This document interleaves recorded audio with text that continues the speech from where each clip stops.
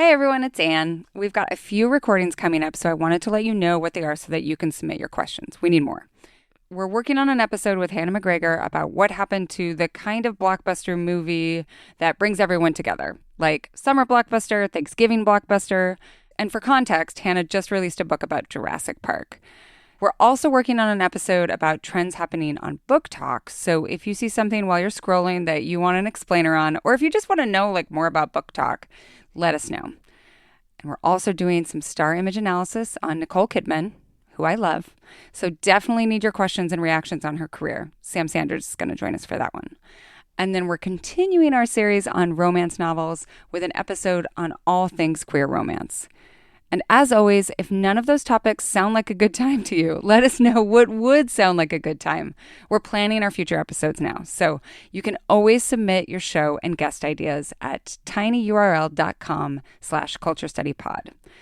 We literally cannot make this show without you, so thanks in advance for chiming in. Okay, on with the show.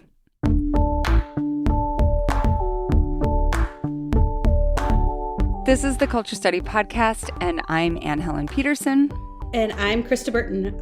I wrote a book called Moby Dyke, an obsessive quest to track down the last lesbian bars in America. And I also write a newsletter called Oh Captain, My Captain, where I go off about very minuscule things in daily life. Okay, so this is a great setup for the idea for this episode, which is strong opinions about trivial shit. Where did that come from? Why did you want to talk about strong opinions about trivial shit? There's a couple reasons. Number one, we all have to deal with big stuff all the time. We're surrounded by big stuff, but what we're living in is tiny stuff. Yeah. And our day-to-day lives don't get a lot of attention, and I like to discuss the minutia of the day-to-day. And I also think that that's where the most fun conversational stuff with your friends comes from, is you will not believe what happened to me today. I like to talk about things like etiquette and mores and things that are norms in society and at a very tiny level. I also like to complain about things that bother me that are small, and really, really strongly recommend things that I truly love. So that's why. This helps explain why I have such an addiction to our little island's Nextdoor page. So we don't have a Facebook group or anything like that. The Nextdoor page, it's much less toxic than most people's Nextdoors, but it is filled with people talking about etiquette, basically island etiquette. You will love this. There is a sign that people put out in the summer, and it's drive islandly. Drive in a way that it's basically a sign to tell tourists to not drive like you're driving down the interstate, and instead drive very carefully. There's deer all over the island. There's also cats and kids, and so whenever I'm driving with somewhere, I'm like, oh, am I driving islandly right now? But there is also a constant argument about the way that we load the ferry, and did this person observe the norms about how we load the ferry? Because it's very complicated, this threading mechanism, and if you're not from here, you might not know. And what do you do if there is someone who doesn't know? And then do you cut in front of them because they're just not paying attention? So the Nextdoor is all about that, and how fast people are going, whether or not cats should be let outside, just as a general rule, that sort of thing. I would be addicted to that Nextdoor situation. I would love to read that. That's exactly what I like. Ultimately, yeah, things that are ultimately somewhat trivial, right? Yeah. Are you going to be the next person in line on the ferry? Oh, there also was just huge argument last year. This person has since moved off the island about whether you should feed the deer. The answer is no. You should not feed the deer. But see, I knew that. I didn't live on an island. I knew that. You should never feed the deer. But how do you defend that position? This person had a strong opinion about trivial shit. Yes. Yeah. So tell me more. I want to hear about, I love Oh Captain, My Captain. But I specifically want to hear about the common queer to see letters. Did I say that? Did I pronounce it the way that you would like me to pronounce it? Queer to see? Yeah. like courtesy, but queertesy. Yes. Yeah, common courtesy. So that's a recurring column that I just started that has been kind of popping off with the people who already are reading the newsletter. People like this. And I am pretty sure it's just because we would all like to think that we are high-minded and we never really gossip and we are, well, I would not like to think that, actually. I gossip all the time. However, we would like to think that we're not as nosy as we are, but we're all super nosy. I think that's why things like Dear Anne, like the Ann Landers column, and Dear Abby and Dear Miss Manners went off for so long. But we love to read about other people's problems, and etiquette encompasses so many things. And I realized there wasn't a queer specific etiquette column that like helps you deal with situations that might only come up if you were deeply ensconced in the queer community. Give me an example of one that you are grappling with right now. Okay. I'm trying to think of one that the first one that came to mind is really dirty. Okay. Somebody recently wrote in, it's a short question, I'll quick read it. It says, what is a polite way to let someone know that you want to invite them to something without them automatically inviting their polycule to come too? My friend doesn't seem to get that sometimes it's cool to bring extra people and sometimes it makes things awkward for the person hosting if they're cooking or hosting at home or only wanted their close friends to come. Yeah, that's great. What are you going to say? What are you going to say? Well, I mean, first of all, I guess we should just tell people to subscribe to your newsletter and they can get the advice. But I mean, I answered that one, and I first spent a couple seconds going off about like how nobody likes it if you just assume that your one partner is going to come. And now we've moved to this new territory of assuming your polycule is invited. Now that is a big assumption. Yes. Like, how big is it? I know someone in my real life who has 16 people for real in their polycule. How could you just assume that those people are all invited? People are invited. That's like, oh, is my grandma invited too? Like, extending your extended group of connections. Yes. I think that like that's such a great way to get to a lot of the questions that we're going to be dealing with in this episode are about like assuming someone's intention instead of just doing the very straightforward work of being like, can I bring, is it okay to bring someone? Even just one person, right? Right. And if you can, then they're going to be like, yeah, of course. And otherwise you might have an opportunity to have a nice little conversation about, oh, I wanted to have some more intimate time with you, right? Yes. Is there anything wrong with having a direct yet polite quick conversation? What if we said what we were looking for? It's not very Midwestern of you. That's not very Midwestern of you. It's true. But you can do it politely. Yes. Yes. You can softly direct. All right. So I should set us up for this episode a little bit. Usually we have like a theme of questions about a topic and we have all of these listener questions and we talk about that one thing. So whether that's like Jennifer Lopez or whatever, right? Today, we're taking a bunch of disparate questions that have come in just from like listeners who have just opinions about things. They're like, what if we talk about this? And I think they wanted us to talk about this thing for an entire episode. And we're compromising and talking about it as part of this larger episode, which is about strong opinions about somewhat trivial shit. So some of them are pet peeves. Some of them are like, why does this exist? And then we have the Ask Anne Anything segment where we're going to take advantage of your etiquette chops and have you answer a couple more questions that are just kind of advice based. So are we ready? Yes, I'm here for this. Okay. Unsurprisingly, when we put out the call for strong opinions on trivial shit, we got a lot of submissions about grammar and word choices. We picked one that I think will lead us to the most fun discussion. So this is from Annie. Something that I've been noticing, even though it's seemingly minor, it really grates on me, is the overuse of trendy, self-serious words. Instead of words like choose or chose, for example, something for a shelf, it's curated. Instead of the process or an effort that you might go through, it's a journey. And instead of a time of life, an age, or some event like, your high school years, it's a season. It seems overly dramatic, and it also seems like maybe it puts a lot of pressure on people. I'm wondering if this trend toward self-serious language has evolved with the increasing importance of self-image and social media? I'm looking forward to your answer. I love this question because I think it's a whole bunch of things. Like, number one, yes, I think the answer to your question is, I think it's yes, that people's increasing importance to their own self-image on social media might be the driver behind this. However, I really think it can be fun to announce something as like a season or an era, because even though, yeah, it's a little self-serious, I think it kind of lets people, you're alerting others that you are doing this thing. You're not ashamed of it. You're broadcasting it.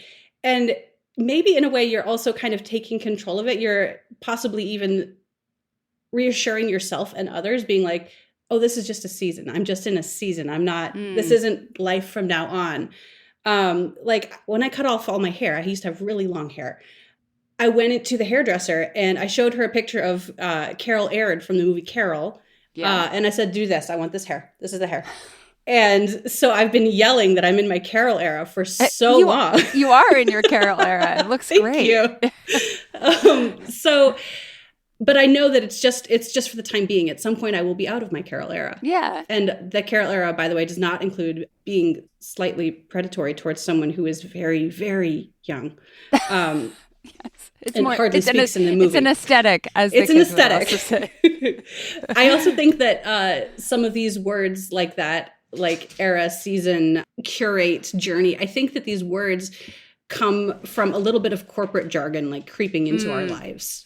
Yeah. I mean, I think that we've never had as much of an opportunity to self-narrativize in the past, right? Like, yeah. Not only are we talking about ourselves in Instagram captions constantly, if you are a person who does that, but you're also talking about it in therapy. If you're in therapy, you're talking about it in a Substack, if you have a Substack. And people have journaled for a very long time, and people have gone to therapy. All of these things are very, like, this is not absolutely new. It's more that there are so many different opportunities to do it. And also, once you start doing it, if it becomes a source of pleasure or a source of income, you have to do more of it.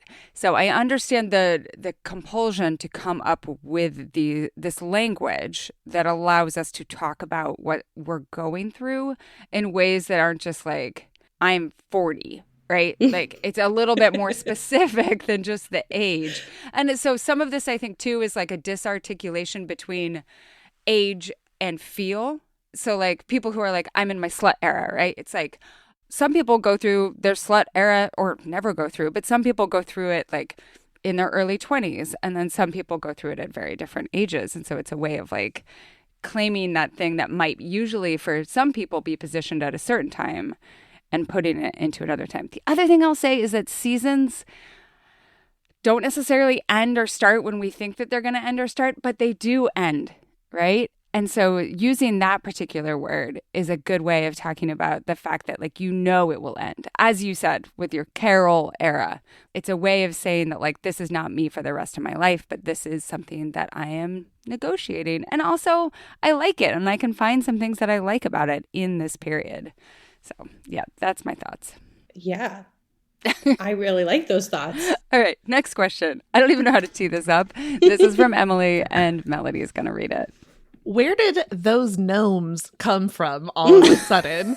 It seems like out of nowhere, these gnomes were everywhere, and every woman over the age of 40 was obsessed with them. Okay, rude over the age of 40. Maybe we're in our gnome journey. It's my gnome era.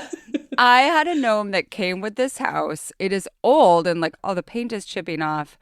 And I don't think that it's like a new thing. There's also, there is a couple on the island that is over 90, and they have gnomes. They're like two gnomes, and they're like hugging. It's like cute elderly gnomes that are, I mean, all gnomes, I guess, are kind of elderly. It's I like it. It's cute. But apparently there is the new, like, this is a new phenomenon. Have you noticed this?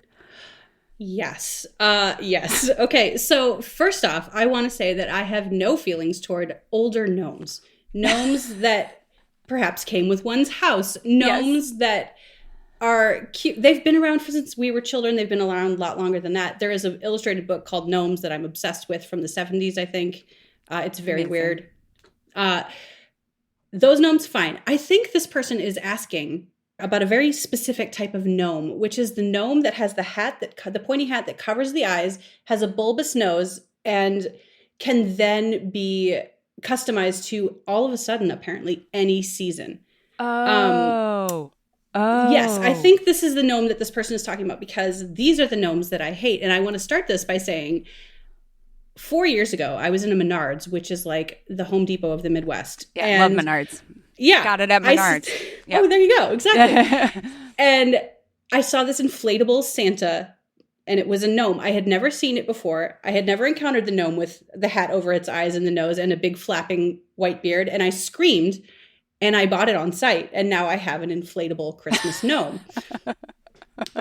It used to be that the gnomes were only kind of Christmassy, and fast forward 4 years, you cannot walk into a Target, you can't be in a TJ Maxx without seeing a gnome for any season. There's Easter gnomes, there's Valentine's Day gnomes. I saw a Pride gnome, and it nearly ended me. No. Yes. So that's the gnome, I think.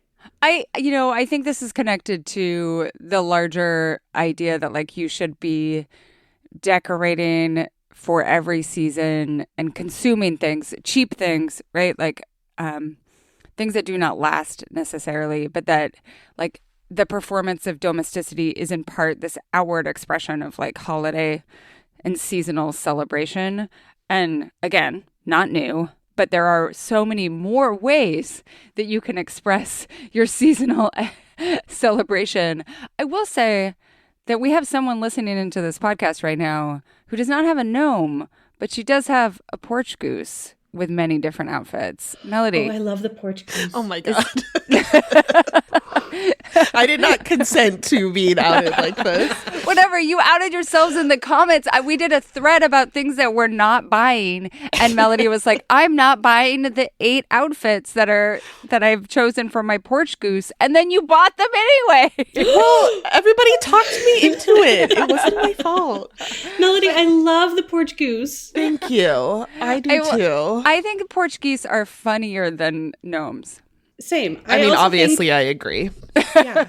I think the gnomes are like very cheap to produce, and they're easy to like paint for any season, and they're all exactly the same except for the color.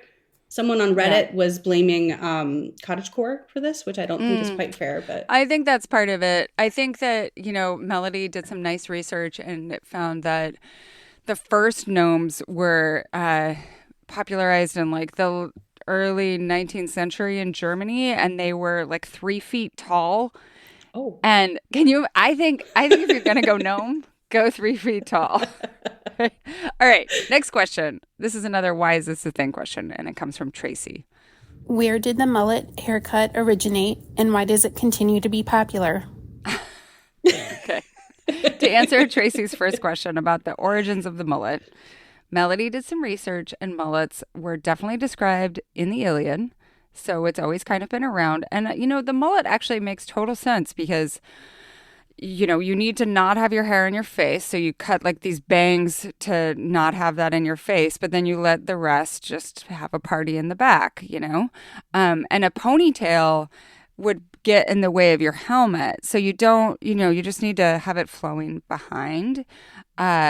When we were planning this episode, you said that 3/4 of the queers in Minneapolis have a version of this haircut, and you linked to a picture of Frodo Baggins. So, Krista, please explain. Yeah, I jokingly call it the Frodo Baggins special, and like once you if you Google right now a picture of Frodo Baggins, you will see the exact hair. Yeah, it is like this kind of wavy, kind of curly. It's a shag. It's a shag. It's also, I think, sometimes known as a wolf cut. Was that a thing a couple of years ago? Yeah. Everyone has this. There's a few that don't, but hoo-wee. Sometimes I will meet like 2 or 3 people in a row and be like, if I turned around and faced you again, I couldn't tell you apart.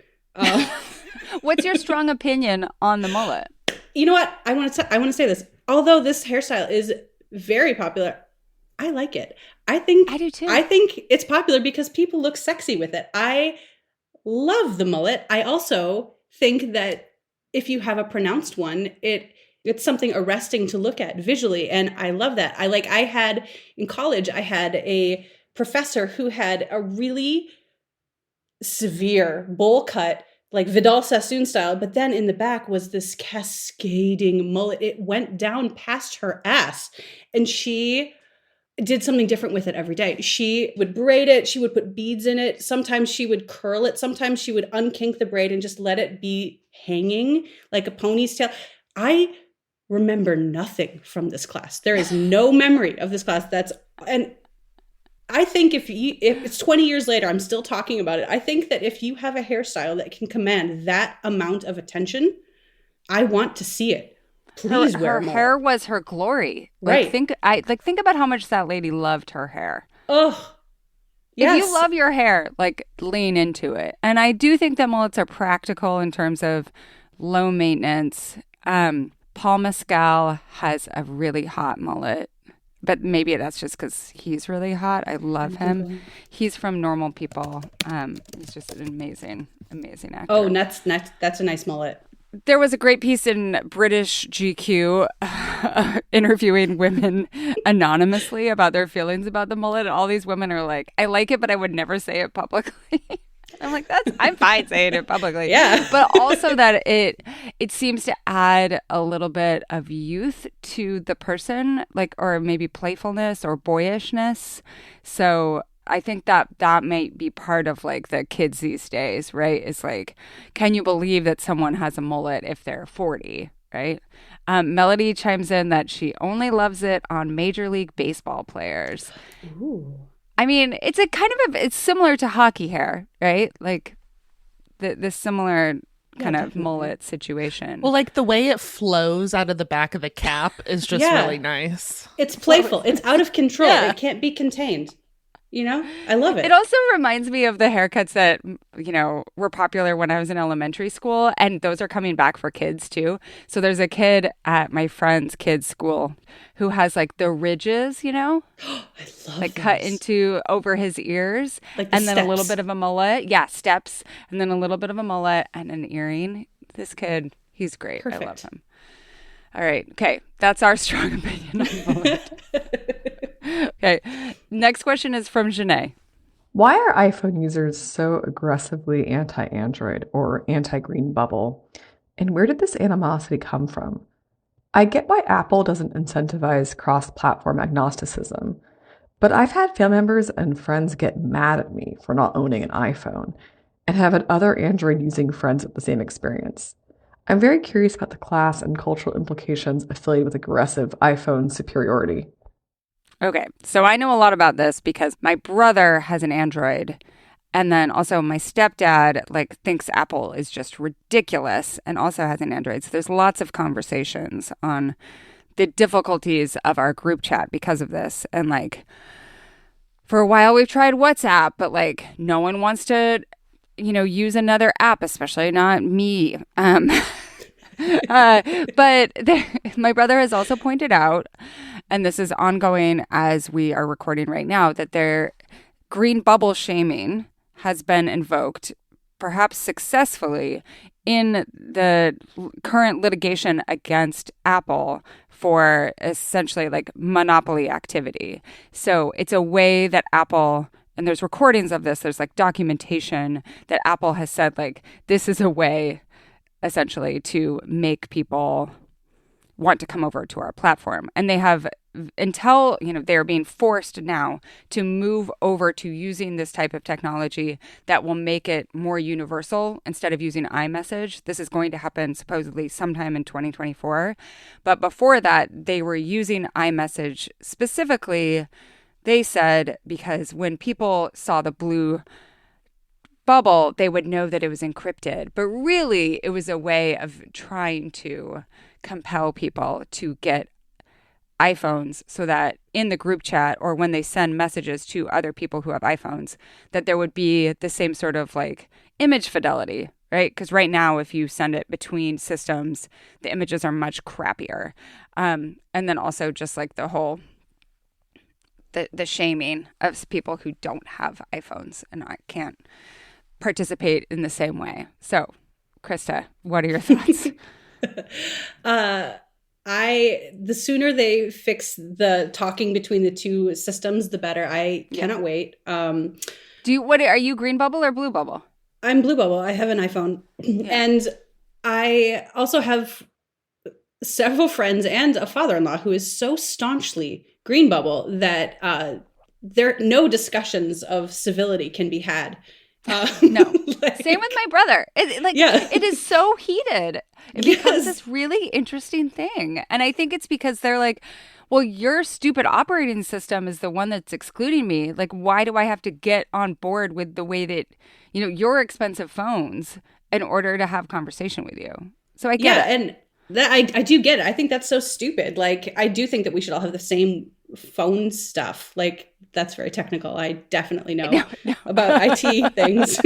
But I also understand that, like, it's slightly frustrating in a time where we find minor things more irritating than they are because we're constantly on our phones. It is frustrating to know that the picture I sent to an Android user, it looks terrible. It's super pixelated. It's tiny. If I send you a video, there's no point in watching it. If I unthinkingly heart or like something that you said, you're going to get a whole ass text about it. And I'm sorry. And also, I just want to be able to FaceTime you. Like, if we're friends and I want to FaceTime you and be like, look at this thing. Are you kidding me? And so it bugs me that I can't do that. However, I think it's so dumb to bully someone over this, and we can all be fine. Yeah. I mean, I think this is also a larger conversation about capitalism in some ways, right? Because if you love unfettered capitalism, then Apple's doing a great job. Right? Like, they are trying to force people to get on their operating system by offering an exclusionary product. With that said, I don't think unregulated capitalism is awesome. And I think, the EU is doing a lot of different regulatory work that is having trickle-down effects in the United States in terms of, like, they have recently mandated that, like, all of the plugs have to be the same, right? So you can't, like, keep making a new iPhone and being like, oh, now you need to buy all new plugs, and instead insisting on a system that, might not make as much money, but does increase user usability. And I think that is great. And really, that's what we're, at the bottom of the conversation. Also, I think that getting the little notification that, like, Krista has liked your comment. Krista loves your comment. Like, that is incredibly annoying, and it's worked effectively. So that's part of why we have such big feelings about this. Yes. Okay. Gosh, we're sailing through. Yeah. Our next question is about something that I think about constantly, especially when I travel. This is from Sarah. Why do we board planes in such a stupid way? It's all over the place, and I think that makes it take longer than it needs to. It just seems so inefficient and harder than it has to be. Okay, should we rant about this first? Yes. Like how hard it is. I think we should rant. Yeah. People just take all different amounts of time. People don't listen to the rules. People take suitcases that are too big because they're trying to avoid checking them, and then it takes forever. And then if they're at the back of the plane and somehow the piece of luggage has to go to the front to get checked, like, that is a whole freaking nightmare. But again, I think that airlines do this to themselves. This is not, most of the time, this is not a user problem. It is a user problem, though, too, because, like, okay, number one, airlines are doing this to themselves. Number two, people are not following the rules that are set up. Like, the rules are stupid. Yes. True. However, people are being rude, and they are jumping the line. They are trying to sneak in after, like, the status card, platinum, silver badge, whatever. They are claiming that, like, they have young kids. Those kids aren't young.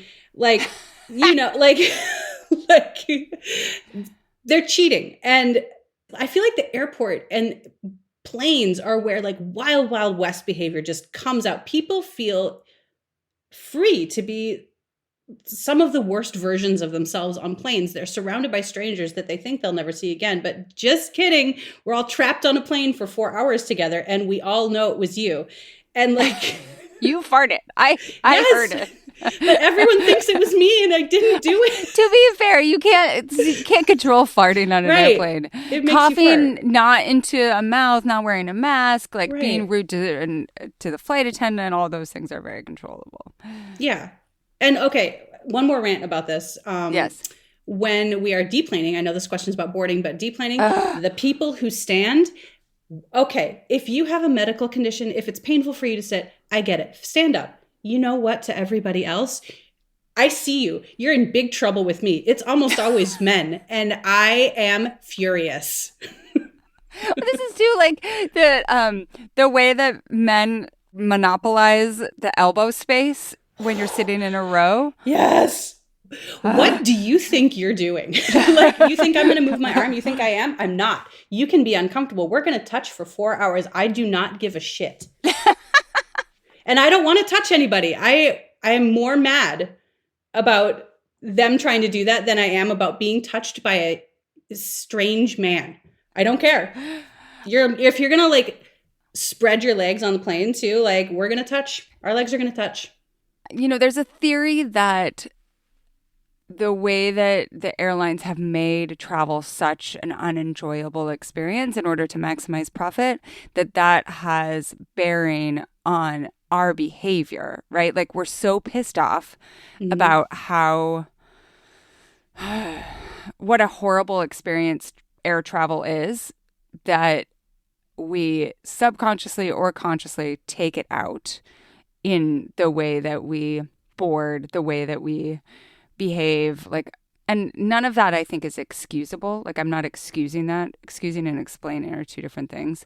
So I do think like maybe we're such assholes about everything. Like maybe people are cutting in line in part because you feel like you have to cheat in order to make up for the fact that like you're spending a ridiculous amount of money to do something that should like you've spent luxury dollars on something that is not a luxury experience.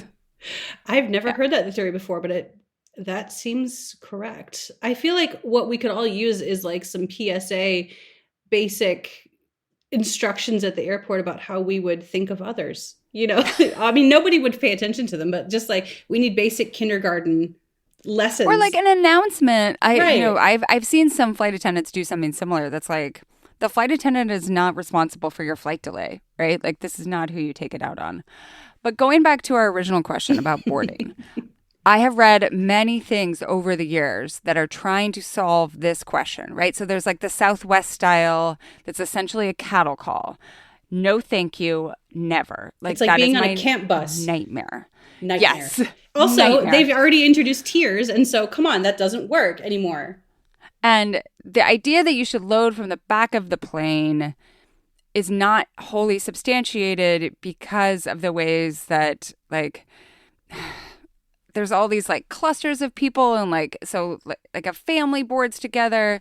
Basically, they have done many different statistical modelings and they are stymied by human behavior, by people boarding out of their group, by the fact that people sometimes travel in groups, right? So you can't just board from the windows in.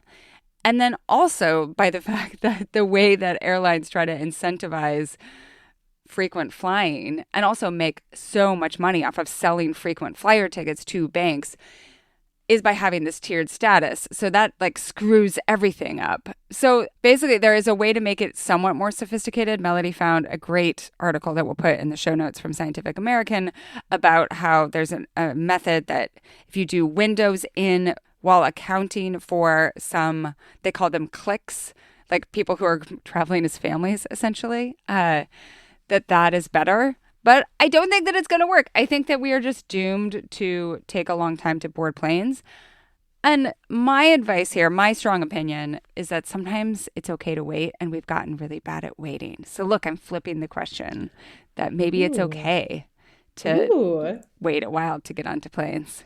I love that. I've literally never thought of that. And and also, I have sat in a plane seat after a very bad boarding experience that just was ridiculous and tried myself to, with a napkin, tried to think how we could make boarding better, and I couldn't do it. So I do get that it's a problem, like, because there's too many variables.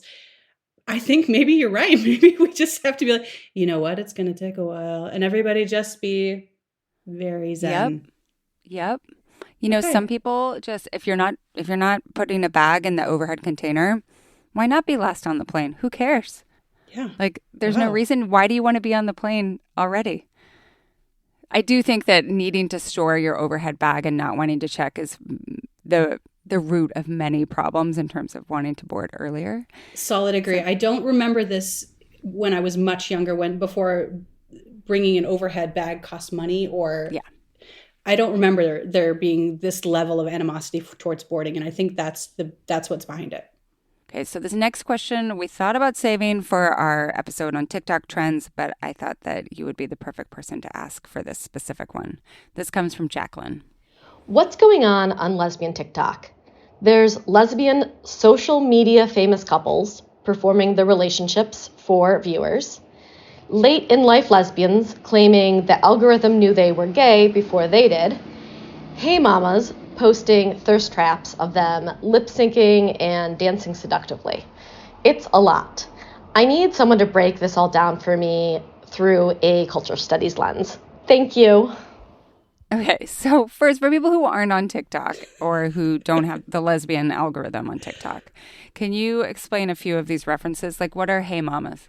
Okay. Hey mamas are like somebody looking directly at the camera and like jutting their chin forward a little bit and being like, hey mama, have you ever like thought about like dividing the household chores equally, or, you know, or hey mom, you know, like, or not even like domestically related, just, hey mama, I'm going to look at you in a sexual-ish kind of way and then like say something to you. It's like hitting on you, but you are a person behind a screen instead of someone in real life. Is it addressed to people who think they're straight? It has to be. Okay, so I think when you say hey mama videos, I think of them as thirst traps, which is encompasses like a huge, you know what, can we take down this entire question one by one? Yeah. And I'll tell you what I think. Okay, yeah. Okay. Let's do it. Okay, so the question is like social media famous couples performing their relationship. Okay.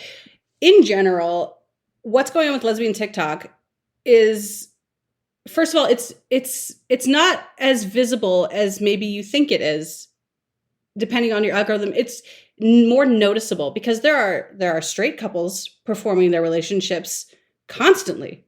It's just that this is a subculture that you're seeing, and so it seems noticeable to you, even though everybody else is performing their relationship. Like not everybody, but you know, those couples. Yeah. Okay, so those couples, that being said, the couples that are openly like doing that make me cringe just as hard as the straight couples that are doing that. Like it feels very weird. It feels very cringy. I don't know. Like the comments from people who are very invested in these couples seem odd to me. Why are you so invested in the status of this couple? What is your interest level? Why do you care as much? Like, is it that you don't have an example of a real life role model couple that you think of? Yeah. Is it? Yeah. So there's the performing the relationships one. The next one, like the late in life lesbians claiming the algorithm knew they were gay. That I believe. You are going to say more about how, for people who don't understand how the algorithm can like tell you things that you didn't realize you were interested in. How does that work? Sure. Yeah. Okay. So the algorithm, the Instagram algorithm, the TikTok algorithm, the algorithm knew that I had ADHD years before I was diagnosed. Years. And was constantly sending me funny videos, jokes, practical tips for dealing with ADHD. And I was always like, why am I getting these? I'll tell you why. Well, and so part of it is like my algorithm will give me lots of like horseshoeing, basically like a guy who I get that guy. I love that guy. Cleans the horseshoe. I love it, right? Me too.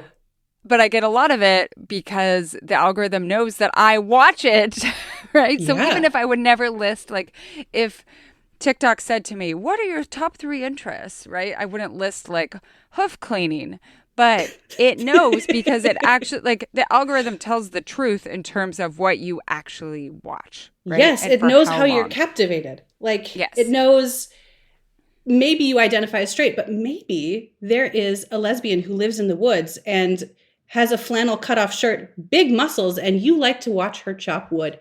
And you would watch her chop wood anytime she popped up on your algorithm. And so the algorithm senses that you love to watch this, and they're like, you know what? Here's 3 videos of the axe chopping lesbian. Here's another one from someone who is slightly different but similar. Eventually, your whole feed is lesbian TikTok. All it takes is just you engaging with like a video several times or liking it or saving it. And I do want to say that if you are getting an enormous amount of lesbian TikTok, I invite you to sit with that. Like, listen, this is a callback to like Journey. I invite you to sit with that because I say that sometimes too, and people are like, "Why do people say that?" And I'm like, "That it's a great way of just saying, just think about it a little. Just give it a thought." It worked on my sister. So I think that we got a lot of these, right? Hey Mama's lip syncing and dancing seductively. I mean, like part of this is that there just hasn't been a ton of that gaze available for public consumption, right? Yes. What do you think? Gaze as in Gaze, not kid. I do specifically want to say that Hey Mama / thirst trap videos, and this is coming from someone who is a certified hater with a capital H on things like that are cringy. And cringy can be fun, but cringy can also make you break out in like goosebumps of embarrassment. Like when I see a Hey Mama video and someone is like licking their lips and rubbing their hands together and being like, hey mama. And I want to expire. I cannot handle it. I have a blanket on my couch called the shame blanket. I have to put it over my head. It's like when I watch The Bachelor and I am screaming because something unbelievable is happening and it's so embarrassing. And it's like someone has never heard about feminism before in their entire life. And I am just covered with the shame blanket. And that's how I feel about Hey Mama videos. And they are very... Is it that it's too sexy? Okay. It's like, sometimes they are like, the people who make Hey Mama videos are sometimes very cute, objectively cute. Yeah. Anyone would think so. But... number one, this sort of thing never happens in real life. This has never. Yeah. And number two, it's just, I feel like this is the person, if someone did do this to you in real life, you would want to run in the other direction. This is. Yeah. You'd be like, so gross. Yeah. And also the comments on those types of videos are so thirsty that like, go ahead, thirst. Yes, this person is hot. All right. There's a lesbian on TikTok who dresses up like a priest. I will watch those videos until my eyes bleed. Okay. I get it. But holy shit. All right. Let's do our last question. It's something I can think both of us can offer some insight on for different reasons. Here's Katie. It seems like everyone at work now refers to the person with whom they are in a romantic relationship as their partner. I am married, and I've always referred to my husband as my husband at work, but for some reason, using a term that also announces that I'm married feels outdated. We only got married for visa purposes, and I'm worried that I should be using a more gender-neutral term to be inclusive. Referring to my spouse feels old-fashioned for some reason. Can I call him my partner even though we're married? Or did I miss an update, and is partner now a catch-all phrase that includes spouses? Or is that a misuse of the term? Okay. You're married. What do you call the person you're married to? It really depends. I'm married to a trans guy, and he's completely out, and he's completely fine with me saying that he's trans. And when we meet new people that we don't know, if I am in like a business setting or somewhere where I don't know the makeup of the group at all, I will refer to him as my husband. Mm-hmm. If I am in a setting full of queers or meeting new queers, I will frequently just say partner, because I want to like, and later, yeah, we're married. Like later, it's like I want to signal to queer people that we're gay married. Does that make sense? Yeah. He's not my husband. He is my husband, but we are gay married. Yeah. And I think, but it's so complicated because sometimes remember when like the whole fights about legalizing gay marriage, that people were like, I'm fine with gay people getting married, but like there should be a different name for it. But it was like in a bad way, right? Like in a second class citizen sort of way. They're like, marriage is for straight people. But I like, the person is asking, is there a more gender inclusive word that I should be using? I think like people decide what feels right for them in lots of different ways, right? And I think that like if husband has always felt right to you, or being called wife, if it doesn't have baggage for you, then that makes sense. I see a lot of people use spouse, and sometimes I think it's because the person they're married to is non-binary, and sometimes it's not, and maybe they don't like how husband sounds. I'm not married, and like saying boyfriend to describe a 10-year relationship where we own a house, right? And like 2 dogs, like that's also insufficient. And sometimes both of us in shorthand will use husband or wife just to like communicate who we're talking about, because depending on the context, still I find some people are like, oh, you mean your business partner? Which is weird. Yes, at the firm. The firm of our house. I'm like, but I really like, when I was in academia, I think it's much more common to use partner to describe who you're married to. And I think some of that started as a way to, like, just as a catch-all, like just talking about partner instead of whatever other phrase you could use. What do you have a strong opinion on other people using the word partner? I do and I don't. Like, I do in that, okay, it's not super strong. I want to preface that with this. I wish that it's purely because I am lazy. This is laziness speaking. I would love it if partner was queer exclusive, because then I can know immediately like if I'm dealing with someone who's like talking about a queer relationship. But that's just laziness. In practical life, in reality, do whatever you want. Do whatever makes you feel comfortable. Like, I love that partner is very ungendered, and it can mean a whole range of things, just like queer can mean a whole range of things. Partner is another word that can mean whatever you want it to mean. And it is more serious, it sounds like, to me and to my ears, than boyfriend or, Yeah. It sounds partner. This is my partner. And yeah, so and also like descriptive, right? Like, this is the person that I partner with to do life, right? Yeah. Yeah, exactly. So no, I think the question writer is right on target with you can do whatever you want.